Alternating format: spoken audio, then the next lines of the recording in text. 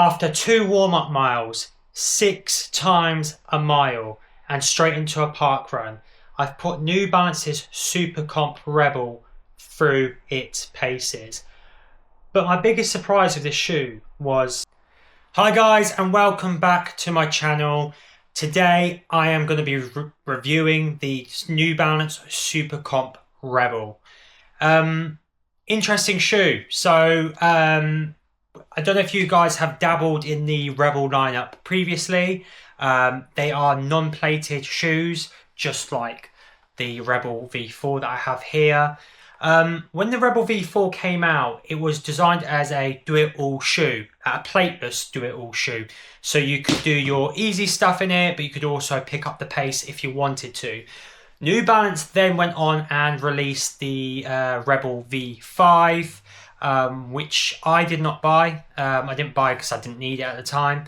But a lot of people's impressions were that they went away from this shoe, lower stack, where you could pick up the pace, more ground contact, to a more a shoe where it had more stack height and just felt a bit more mushy and not as poppy as something like this is supposed to be.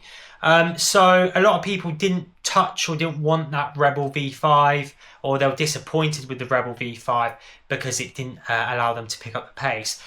New Balance have gone back to the drawing board and they've released this new Super Trainer, which in theory should sort that issue out. The New Balance are marketing the New Balance SuperComp Rebel as a do-it-all shoe. Apparently you can do your easy stuff in this, as well as picking up the pace or pick up the pace in sessions.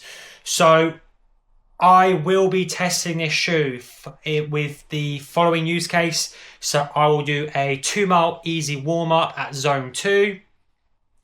I'll then jump straight into a session. I'll do 6 times a mile with 60 seconds rest. Then once I've completed that, I'll then jump straight into my local park run. Just to take it for a spin. Or the session, the 6 by a mile and the park run, I'll be doing it at my tempo/threshold heart rate, keeping it nice and controlled, nice and comfortable, and just trying to pick up the pace at times. I want to remain disciplined because obviously my ultimate goal is to run a sub 110, sub 17 minute half marathon. So I want to stay very disciplined for that key race, and I want to stay fresh for it. But yeah, I'm going to try and give it a bit of a test at times. It's just some key stats for you guys. So they have so just looking at the foam. So the main difference with the Rebel SuperComp Rebel and the older models, the older Rebel models, is that you have this new foam. So in the older foam, in the old Rebel shoe, you had fuel cell. I don't know if you guys can actually see that on the camera. It says fuel cell. They've changed their foam. They've gone with their brand new race day foam, which is called the Infineon foam. So I'm really interested to see how that feels. Just as a touch, this feels really squishy. The fuel cell feels really squishy, whereas the Infineon actually feels quite firm. It actually reminds me a little bit of the Asics Metaspeed Sky Paris. It does feel quite firm, maybe a little bit softer than that, to be honest, but it does feel firm, which makes me think it could be quite responsive, which I like. I like a firmer shoe, to be honest. Don't like anything too mushy. So I'm going to take it for a spin. Getting back into the foam. So you have a brand new Infineon foam. You also have a plate, which is completely different to what New Balance have had previously. Usually their Rebel lineup is plateless. I will just also mention a shoe that I had back in the day, which I threw away, which was the New Balance SuperComp Trainer V1, which was a shoe very similar to this, I guess. So it looks like they're bringing that shoe back in the form of this shoe. That was they used for that product, that shoe. They used the foam was fuel cell, and it was very soft. It was very mushy. I actually remember buying that shoe as a competitor to the Prime X, because at the time the Prime X was like this super trainer with a plate and race day foam, and New Balance introduced on the back of the Prime X's success, New Balance released their own version of a super trainer in the SuperComp trainer. God, there's so many names, isn't there? It's just mind blowing. But anyway, I didn't particularly like that trainer. The only thing I liked about it was the colorway, which is what I absolutely love about this one.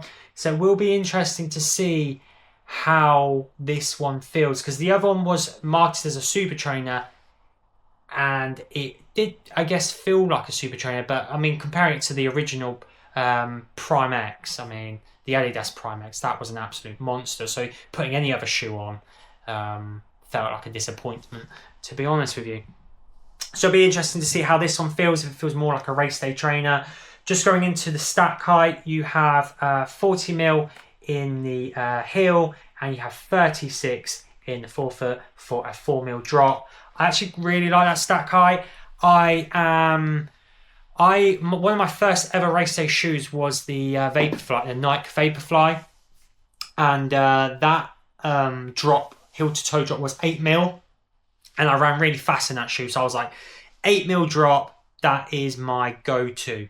However, as I've moved into the Asics brand, and also absolutely loving the Nike Streak Fly 2, the Asics is 5mm drop, and the Nike Streak Fly, I believe, is a 3 to 4mm drop, and I'm liking that a lot more than an 8mm drop.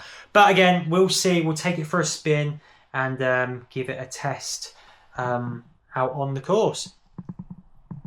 Guys, I think I've covered most of it. I mean, just going on the upper just quickly, it has New Balance's Phantom Fit, which just putting it on the foot to start with, it feels quite snug. Some people might not like a snug shoe. I like a snug shoe for what I'm going to be using this for. I'm going to be picking up the pace. I like a sock-like feel, and the Phantom Fit just feels nice. It feels a lot softer padding than the Rebel V4 does anyway. This feels a little bit more like plasticky at the top, whereas this feels slightly different, a bit more of a material. It's still plasticky, but bit softer. But yeah, then that's the brand new Phantom Fit. There doesn't seem to be much room or volume in the toe box. When I tried it on around the house, it was quite snug on top of my feet. But like I said, I don't really mind that. I mean, we're out there running, aren't we? We're out there racing. I'm not that bothered about anything comfortable. I like, as long as it's nice and snug. And the shoe's ready to help me pick up the pace when I need it to. I couldn't care less if it's comfortable or not, but it does feel comfortable enough not to put anyone off. And the heel collar, you haven't got much padding in the heel.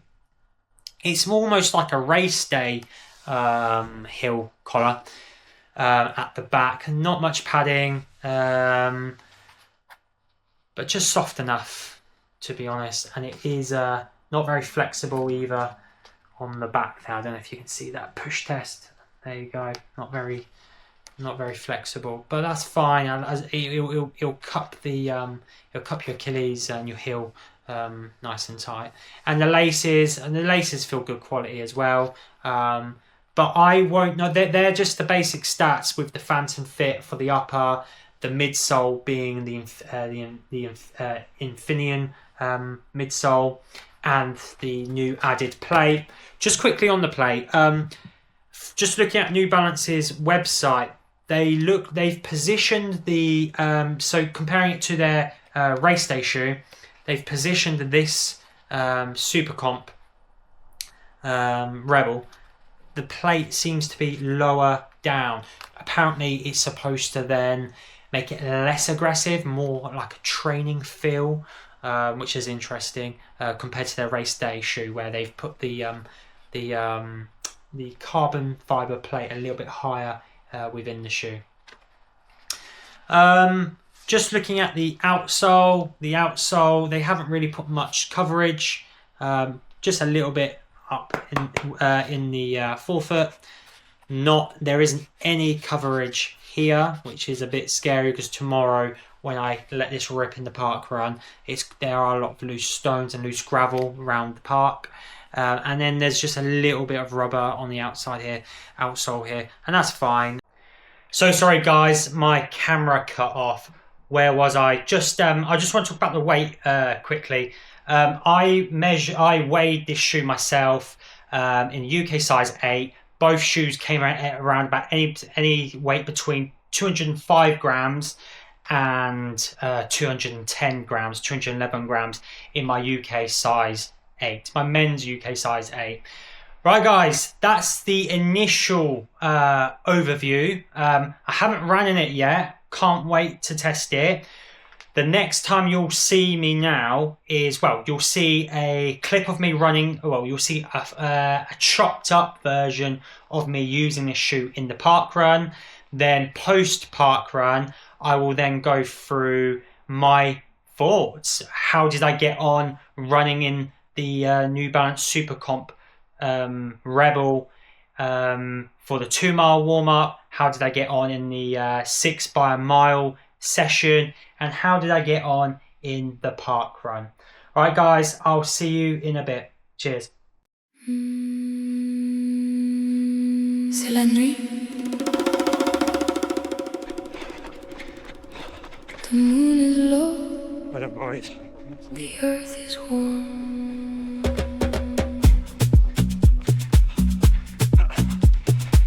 Cheers, guys.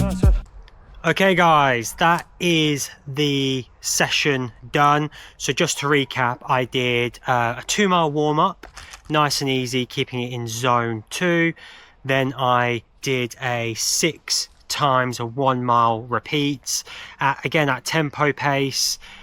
Just giving you the stats real quick of that session, if I can find it. Okay, so a total distance of 6.21 miles, so near enough 10k. Average pace for the session was 6:44 minute mile pace. Heart rate nice and low at my tempo heart rate. So mile 1 I did a 5:48, then a 5:44 minute mile, then a 6:06 minute mile, a 5:59 minute mile, a 6:07 minute mile, 6:07 minute mile, and that was it. That was it for the session. Then I jumped straight into park run. The park run I did my time unofficial 17:48, again keeping it at nice comfortable tempo pace. 5:46 average pace. First mile I did a 5:36, then a 5:57, then a 5:46. I had an absolute nightmare on the course. I actually dropped my Insta 360. Oh, I didn't just drop it, I dropped it in front of me, obviously, and then I kicked it into some grass verge behind a fence. So I had to quickly just put my hand in, grab it, and then yeah, it was a nightmare. So it slowed me down, but even then it was still a decent session. Anyway, getting into the shoe, easy. So this is fresh out the box. My easy warm-up pace, I had to slow myself down. I was picking up the pace way too much, so I had to slow myself down. It wants to go. This shoe definitely wants to go. It has some pep to it. So I had to slow myself down, keep myself disciplined for my warm-up. Then I did the 6 by a mile in it, and again I've given you guys the stats. It felt really good. I'm comparing this to the Nike Zoom Fly 6, because the Nike Zoom Fly 6 has a full length fly plate and this has its own energy arc plate. So I'm comparing them like for like. They're both super trainers, one obviously being Nike and this one being New Balance. This one felt a lot more responsive compared to Nike Zoom Fly 6. just the initial feeling, and I was ticking along nice and cruisy, but it had some pop to it. Just going on the foam, the Infinium foam, it felt really soft to start with, and I was a little bit worried because I don't like a mushy shoe. I like quite a firm shoe. That's what I like about the Nike Zoom Fly 6, is it's quite firm, which means I can feel ground contact, so I can get the legs going, the cadence going. This felt a bit mushy and I was a bit concerned. However, when I did pick up the pace, it did respond to that. So Infinium foam, so far, initial thoughts, a tick from me. Felt good. The upper, the Phantom Fit upper, no complaints, really comfortable. Like I said earlier in my initial review, you have a little bit of padding here. The collar, tongue felt really comfortable, just sits on top of your foot. And the laces, I had a really good lockdown in my laces. I put it down to the highest eyelet there, and yeah, nice and comfortable. Felt good around my foot. No complaints in my usual size, UK size 8. No complaints in terms of fit there. My one concern about this shoe, early concern, well, obviously I need to do some long-term tests with it, is the outsole. Like I said earlier, when I was doing this review back at home, when I just got it out the box, I bought the New Balance SuperComp trainer, which was a fuel cell foam, a different foam. They're more New Balance's traditional foam, and I tore the outsole really bad. I tore it a new one, and I lost a lot of foam in the back. From when I was doing a lot of miles in that shoe, when I was on different types of path and gravel. So I am a little bit concerned about this shoe. It's a completely different foam to the SuperComp because that's a fuel cell, but it feels very similar, if I'm being honest, in terms of like softness. And I'm just concerned that there isn't enough rubber coverage here on the type of gravelly paths that I run down. So I am a little bit concerned that I'm going to experience the same kind of wear that I did in my SuperComp that I am going to experience in this New Balance SuperComp Rebel. But we'll see. Obviously, this is just an initial test. We'll have to see. I can't just speculate. I'm going to put this through different miles and really give it a good test. But I am just going to compare it to the Nike Zoom Fly 6. If you see the outsole on that shoe, where I've put lots of miles in, it's held up really well. It's a really the outsole they've put on that is super tough, really tough. And I've ran through all different terrains and different surfaces on different surfaces in that shoe, and it's held up really well. So hopefully, I'm not hopeful this can live up to that, but again guys, early initial thoughts on that. That is my only concern, is the outsole, but I will do some further tests on it. But yeah, just to wrap up, really good run, really good session in the shoe. Yeah, good super trainer. You can do your easy stuff in it, although I personally wouldn't do my easy stuff in it, but it's great for then jumping into a session and then a park run where you can pick up the pace. It definitely responds to that. It's on the softer side of your super trainer, so if you do like a softer super trainer, this will do you nicely. If you like a firmer super trainer, I'd go for something more like the Nike Zoom Fly 6. All in all, first thoughts, first initial impressions, decent shoe, but I will put it through some more testing. Guys, if you do have any questions about the New Balance SuperComp Rebel V1, please put it in the comment section and I will get back to you, just in case I've missed anything in this review. And yeah, please guys, like and subscribe. I really do appreciate your support as we continue to build and grow this channel together. I have plenty of shoes coming that I will be testing through different paces, easy stuff, tempo and threshold sessions as well. So yeah, all in all, decent. I'll see you guys on the next one. Cheers.